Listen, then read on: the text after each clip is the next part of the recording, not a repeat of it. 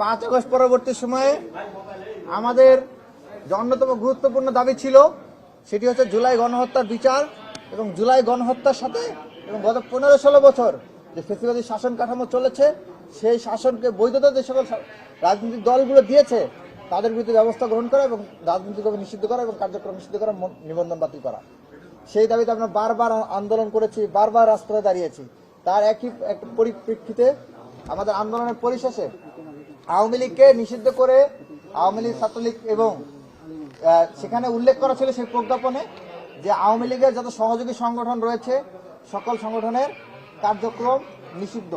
সেই হিসেবে 14 দল, জাতীয় পার্টি, এনডিএফ সহ যে সকল দলগুলো জুলাই গণহত্যার সমর্থন জুগিয়েছে এবং দীর্ঘ 15-16 বছরের ফ্যাসিবাদী শাসন আমলে খুনি হাসিনাকে এবং আওয়ামী লীগকে শক্তিশালী করেছে, আওয়ামী ফ্যাসিবাদকে শক্তিশালী করেছে, তাদের প্রত্যেকের কার্যক্রম কার্যত নিষিদ্ধ হয়ে যাওয়ার কথা।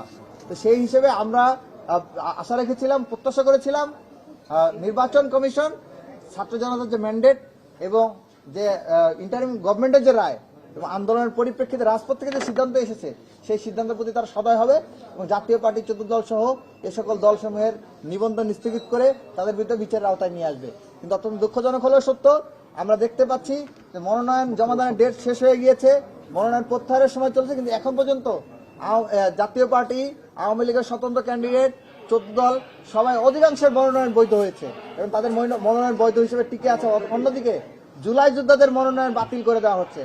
এই পরিপ্রেক্ষিতে আমরা আজকে নির্বাচন কমিশনে এসেছিলাম এবং আমরা আমাদের দাবি জানিয়েছি, স্মারকলিপি জমা দিয়েছি যে কাল বিলম্ব না করে যে সকল জাতীয় পার্টির নেতৃবৃন্দ নির্বাচনে অংশগ্রহণ করার জন্য মনোনয়ন তুলেছে তাদের প্রত্যেকের মনোনয়ন বাতিল করতে হবে।